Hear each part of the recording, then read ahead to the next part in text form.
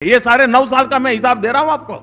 ये आपको चौंकाने वाली चीजें लगेगी कि कभी ईटी वालों ने लिखा नहीं होगा, लेकिन कैनाल नेटवर्क नहीं बनता था। एक ग्रैंड स्ट्रेटेजी के रूप में रीइमेजिन किया। 3000 एमटीपीए तक पहुंचने वाली है। इससे पहले मुझे 6 मार्च 2020 को ईटी ग्लोबल बिजनेस समिट में शामिल होने का अवसर मिला था।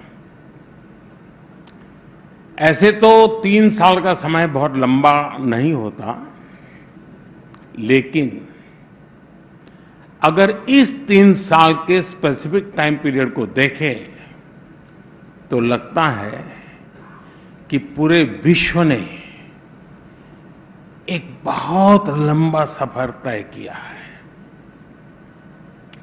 जब हम पिछली बार मिले थे तो मास्क रोजमर्रा की जिंदगी का हिस्सा नहीं थे।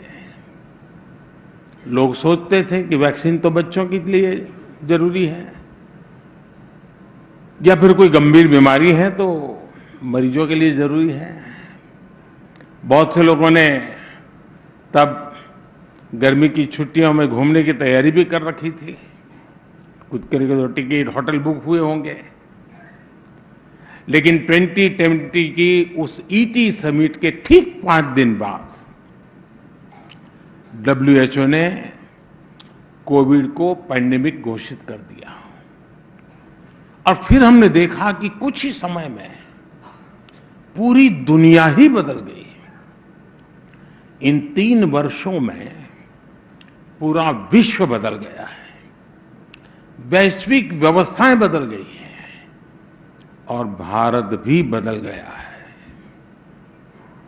बीते कुछ समय में हम सभी ने एंटी फ्रेजाइल के इंटरेस्टिंग कंसेप्ट पर ढेर सारी चर्चाएं सुनी हैं। आप बिजनेस की दुनिया के ग्लोबल लीडर्स हैं। आप एंटी फ्रेजाइल का अर्थ और उसकी भावना भली भांति समझते हैं। एक ऐसा सिस्टम जो न सिर्फ विपरीत परिस्थितियों का मुकाबला करे, बल्कि परिस्थितियों का ही उपयोग करके और ज्यादा मजबूत हो जाए, विकसित हो जाए। मैंने जब एंटी फ्रेजाइल कंसेप्ट के बारे में सुना तो सबसे पहले मेरे मन में 140 करोड़ भारतीयों की सामूहिक संकल्प शक्ति की छवि उभरी थी।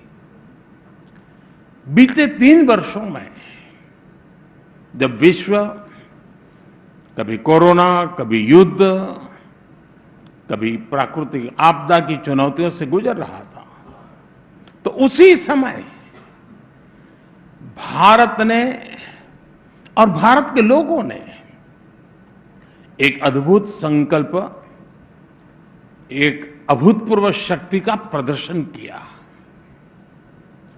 भारत ने दुनिया को दिखा दिया है कि एंटी फ्रेजाइल होने का असली मतलब क्या होता है। आप सोचिए, कहां पहले फ्रेजाइल 5 की बात होती थी, वहीं अब भारत की पहचान एंटी फ्रेजाइल से होने लगी है। भारत ने दुनिया को पूरे विश्वास से दिखाया है कि आपदा को अवसरों में कैसे बदला जाता है। 100 साल में आए सबसे बड़े संकट के समय भारत ने जो सामर्थ्य दिखाया, उसकी स्टडी करके 100 साल बाद मानवता भी खुद पर गर्व करेगी। आज इस सामर्थ्य पर विश्वास करते हुए भारत ने 21वीं सदी के तीसरे दशक की बुनियाद बनाई है